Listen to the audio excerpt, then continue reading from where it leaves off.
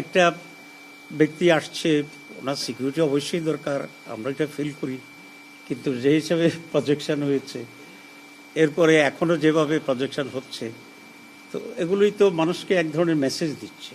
ঠিক আছে, সরকারি কর্মকর্তাদের এই সরকারি মেসেজের কারণে আরও কিছু ইন্টারেস্টেড লোকেরা গিয়ে এক ধরনের ইমব্যালেন্স তৈরি করছে। আমার মনে হয় এটা আপনাদের কাছে আমাদের চেয়ে আরও বেশি পরিষ্কার আছে।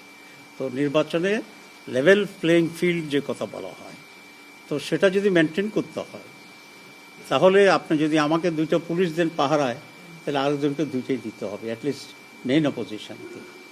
আপনি যদি আমাকে 3 দিনে আমার ভোটারশিপ করতে দেন, তাহলে আরেকজনকে কমপক্ষে 4 দিনে হইলেও তাকে ভোটার বানানোর এই সুযোগটা থাকা উচিত। কিন্তু আমরা দেখছি যে ট্রিটমেন্টটা ঠিক এরকম হচ্ছে না। অ্যান্ড এটা obvious, everybody is seeing this. এটা এমন না যে খুব সূক্ষ্মভাবে হচ্ছে। আমার মনে হয় আপনাদের সকলেরই চোখে পড়ার কথা।